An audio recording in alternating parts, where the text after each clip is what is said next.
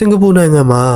လမ်းမပေါ်ကိုအမိုက်တစားလောက်ပစ်ချလိုက်ရုံနဲ့တံငွေအများကြီးဆောင်ရနိုင်တယ်ဆိုတာလူတော်တော်များများသိကြပါတယ်။ဒါပေမဲ့လူဦးရေ6တန်းနီးပါးရှိတဲ့ဒီနိုင်ငံလေးကတနေ့ကိုထွက်လာတဲ့အမိုက်တန်ချိန်15000ကျော်ကိုဘယ်လိုစီမံခန့်ခွဲနေလဲဆိုတာကိုရောသင်သိပါသလား။ပိုပြီးအံ့ဩဖို့ကောင်းတာက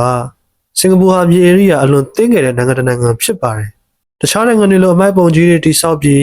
နှစ်ပေါင်းများစွာစုပုံထားဖို့မြေနေရာမရှိသလောက်နှဲပါပါတယ်။ဒါဆိုနေ့တိုင်းထွက်လာတဲ့အမိုက်တောင်ပုံကြီးတွေကဘယ်တွေရောက်သွားတာလဲအဖြေကတော့လူအများထင်ထားတာထက်ပိုပြီးစိတ်ဝင်စားဖို့ကောင်းပါတယ်စင်ကာပူဟာအမိုက်တွေကိုဖယ်ရှားပြုံတာမဟုတ်ပဲ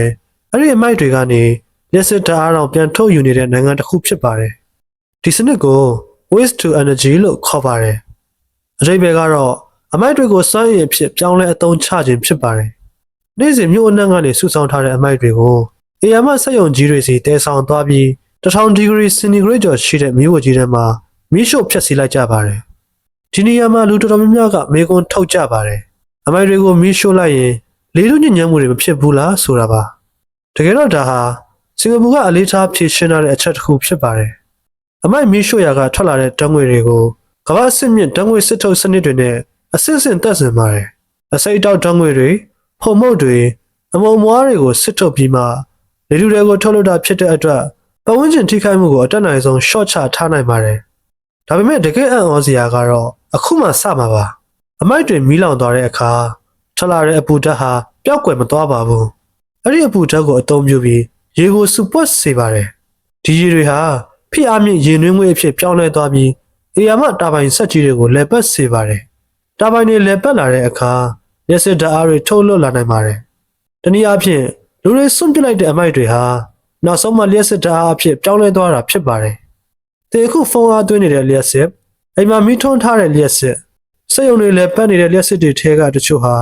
တချိန်ကလူတွေစွန့်ပစ်ခဲ့တဲ့အမိုက်တွေကနေရရှိလာတာဆိုရင်အံ့ဩစရာကောင်းမနေဘူးလား။ဒီလိုမျိုးနည်းပညာတွေကြောင့်စင်ကာပူဟာထွက်ရှိသမျှအမိုက်ပမာဏရဲ့90%ခန့်ကိုရှော့ချပေးနိုင်ခဲ့ပြီးတစ်ဖက်မှာလည်းအသုံးဝင်တဲ့လျှက်စစ်ဓာတ်အားကိုပြန်လည်ထုတ်လုပ်နိုင်ခဲ့ပါတယ်။ဒါဆို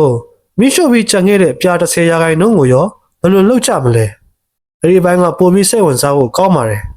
မီးရှို့ပြီးကျန်ခဲ့တဲ့ပြားတွေကိုကျွန်းတို့ကြီးစီကိုပို့ဆောင်ပေးပါတယ်ဒီနေရာဟာကမ္ဘာပေါ်မှာအထူးခြားဆုံးအမိုက်မြုပ်နှံရာနေရာတွေထဲကတစ်ခုဖြစ်ပါတယ်အမိုက်မြုပ်တဲ့နေရာဆိုတော့အနံ့သက်ဆိုးတွေထွက်နေမယ်အဝန်းကျင်ပျက်စီးနေမယ်လို့လူအများထင်ကြပေမဲ့တကယ်တော့မှတော့အဲ့ဒီကျွန်းပေါ်မှာတပင်တွေကစိမ့်လန်းနေပါတယ်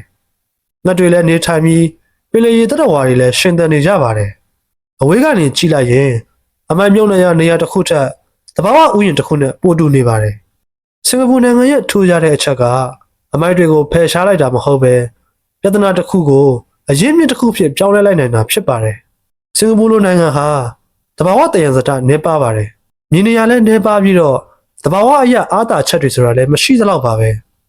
ဒါပေမဲ့စင်ကာပူဟာအဲ့ဒီအခက်အခဲတွေကိုအကြောင်းပြချက်ပေးနေမဲ့အစားဤပညာစီကတ်နဲ့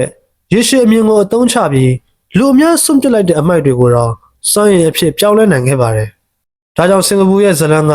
ကျွန်တော်တို့ကိုသင်ခန်းစာတစ်ခုပေးပါတယ်။တန်ဖိုးမရှိတဲ့အရာဆိုတာလုံးဝမရှိပါဘူး။မှန်ကန်တဲ့အတွေးခေါ်နဲ့နည်းပညာရှိမယ်ဆိုရင်ပြဿနာတစ်ခုတော့အဖို့တန်အရင်းမြစ်တစ်ခုဖြစ်လာနိုင်ပါတယ်။